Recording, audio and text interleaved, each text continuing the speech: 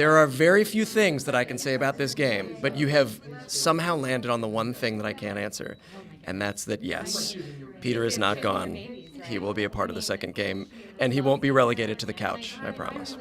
Coming through. Looking good, Spidey! Hello, New York!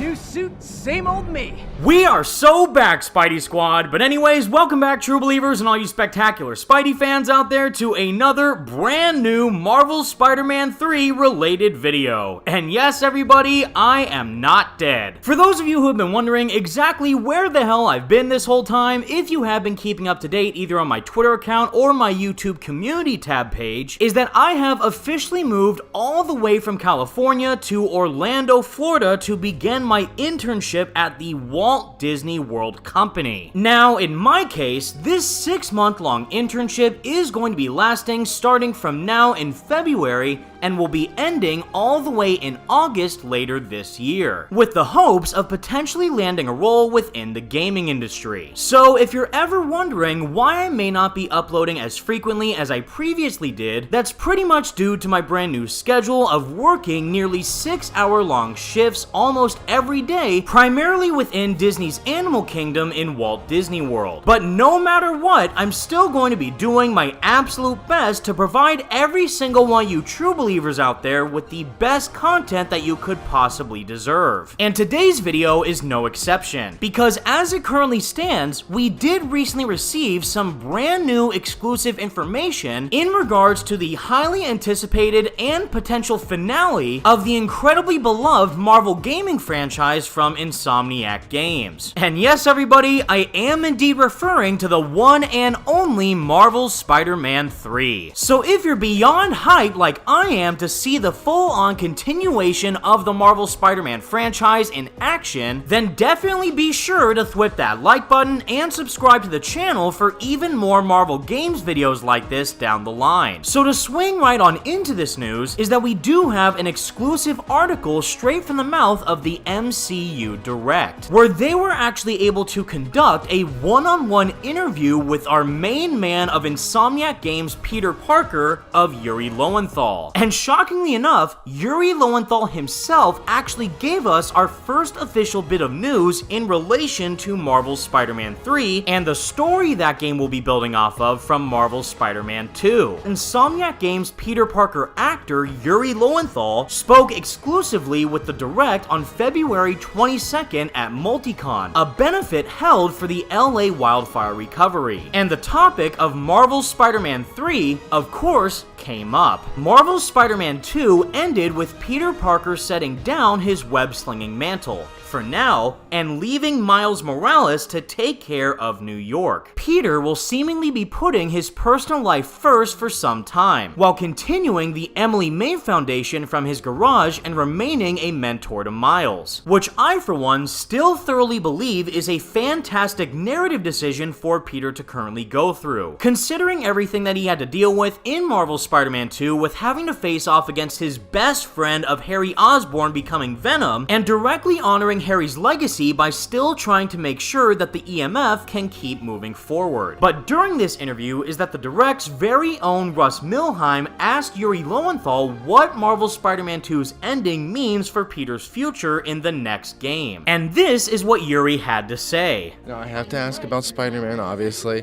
That's what I'm here. You can't obviously say much to anything about a Spider-Man 3. They're always listening. But I do have a question about Spider-Man 3. So fans... I'm not going to stop you from that. Yeah, fans are, I guess, a little worried just with how 2 ended, and it feels like, oh, is Peter going to sit down for it?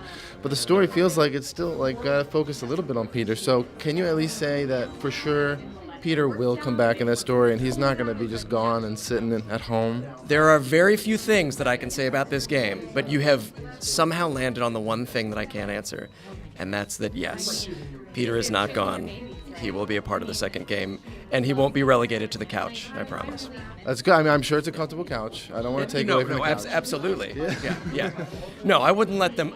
I wouldn't let them make another game without me. I love it too much. Well, no, it's like, Miles is great, and he deserves all the spotlight. But also, So it's like, well, don't put Peter on the couch. Exactly. He's got time. He's got that moment now. Now, at this point, I think we can all collectively agree that Yuri Lowenthal is hands down one of the most passionate actors to ever pick up the Spider-Man mantle, and is without a doubt my personal favorite interpretation of Peter Parker's Spider-Man in any form of media. While the core ending of Marvel's Spider-Man 2 did imply that Peter was going on break, that doesn't mean that Peter is going to stop being Spider-Man altogether, especially considering that one of, if not the main villain of Marvel's Spider-Man 3 that was teased at the ending of 2 is more than likely going to showcase the origin of Norman Osborn fully becoming the Green Goblin. And within the context of Insomniac's universe, Peter himself has way more of a personal connection to Norman than Miles has ever managed to achieve. And on top of that, Miles hasn't even met Norman within any of Insomniac's Spider-Man games. So even though Miles is currently the main Spider-Man while Peter is on break, it still makes the most sense for Peter to directly return into the spotlight by the time the third game's story begins. And just to make sure that every single one of you Spidey fans are fully caught up to date, we do have a brief recap from the direct themselves going over everything that we currently know about the main story going into Marvel's Spider-Man 3. Whereas they go on to analyze is that at the end of Marvel's Spider-Man 2, Norman Osborn orders someone to get the G serum ready ASAP. While his son Harry lies in dire condition, as this may be setting up Green Goblin to be among the villains of Marvel's Spider-Man 3, Peter's ties to the Osborn family should be enough to thrust him back into action to stop Norman's plans, as well as the return of Dr. Otto Octavius as Dr. Octopus. Now, as for the post-credit scene of Marvel's Spider-Man 2, it did go on to introduce Cindy Moon to the Insomniac Games universe as the daughter of Rio Morales' boyfriend, Albert. Fans of Marvel Comics will be well aware that Cindy will one day become Silk, another spidery superhero who was bitten by the same radioactive arachnid that gave Peter his powers. Many have speculated that Cindy will become Silk and be playable in Marvel's Spider-Man 3, standing alongside Peter and Miles. Dialing the heroics up to 3 heroes would open the doors to more gameplay variety, especially as Silk would presumably boast her own set of abilities, upgrades, and side characters, which I've actually already gone on to fully break down how I believe Silk would be incorporated into Marvel's Spider-Man 3 within a previous video. It was also previously stated by the main creative director of the Marvel Spider-Man games of Brian Intihar that he pretty much compared Marvel's Spider-Man 3 to that of Avengers Endgame, which would certainly make for one hell of a finale. And don't worry everybody, because this news just keeps getting better and better. Alongside of Yuri Lowenthal being interviewed during this convention, we also got to hear some very interesting perspectives coming from Yuri Lowenthal's wife of none other than Tara Platt, who, if you're aware, actually plays Yuri Watanabe in the Marvel Spider-Man games, who's now currently known as the Wraith. And this is what she had to say about the matter. I gotta ask with Spider-Man, you're Yuri. You obviously can't say anything specific about any future installment, so I'm gonna ask a hypothetical broad question for you. I hope I get it right. You'll probably return as Yuri someday, so what do you personally want to explore with the character next? What's something you're itching to get deeper with this take on the character? I mean, I really was fascinated with where they chose to take her, and I think it's fascinating specifically because in a way it's like Spider-Man and she are on the same path, right? They're both trying to deal with what do you do when this terrible event happens that you feel responsible for, and obviously, Spider-Man does it in a way that's helpful to people, and she does it in a very vengeful way. But I think it would be really cool to see sort of like a redemption. Like, I want to see her push to the max, but then sort of redeem the fact that she is good at heart, and she really does have everybody's back, and she wants the best for her team.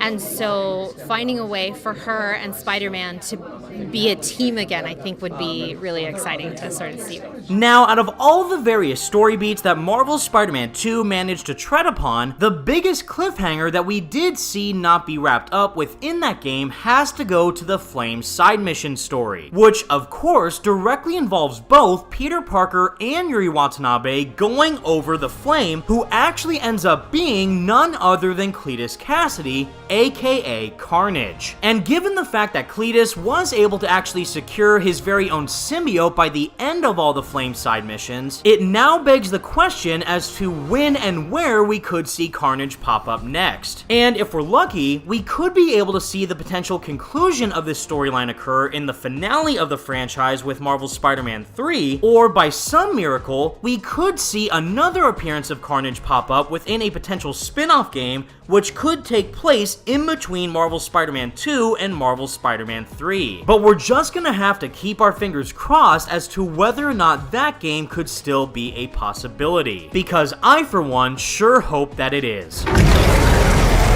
At the end of the day, everybody, Insomniac Games continues to be one busy studio. Not only is Insomniac more than likely beginning very early production on Marvel's Spider-Man 3, but they're also still currently working on their next massive AAA Marvel game with that of Marvel's Wolverine. And by the time Marvel's Spider-Man 3 ends up releasing, which may not even be all the way until possibly 2028 or 2029, we could very well see Marvel's Spider-Man 3 release as a cross-gen title on the PlayStation 5 and potentially a PlayStation 6. But regardless as to where the Marvel Spider-Man franchise may end up taking us next, one thing remains true above all. In Insomniac we trust. And with all that said, everybody, that's the video I have for all you today, and please let me know all your thoughts in the comments section down below. On a scale of 1 to 10, how hyped are you for Marvel's Spider-Man 3? Especially knowing that Peter will still be playing a role within the game's main story. And to end this video on a high note, I am going to play another clip from this Yuri Lowenthal interview where he goes over what exactly the character of Spider-Man means to him, which once again proves why Yuri is the absolute freaking best. Let me know what you think in the comments section down below, and be sure to leave a like on the video and subscribe to the channel if you did enjoy, and for more Marvel Games videos like this in the future. Thank you all so much for watching, stay spectacular Spidey fans, and stay tuned for even more videos coming soon, and until next time, peace out. Very last question for you. So you recently there was a Spider-Man actor who had some controversial comments about his take on Spider-Man. So just for you, because I don't want to throw anyone under the bus. So for you, who is Spider-Man? What is the core of Spider-Man, and what would that look like if he were swinging around the streets right now in 2025? Man, you know, Spider-Man is us. Like, Spider-Man is all of us. It comes into it when they say anyone can wear the mask. It comes into it, you know, he's your friendly neighborhood Spider-Man, both friendly and neighborhood. Like, I think every neighborhood probably has a Spider-Man, you know, waiting to pop out at the right moment. So I think Spider-Man is just the average person with the average problems stepping up to do something heroic. Well, sir, thank you very much. Thank you so much.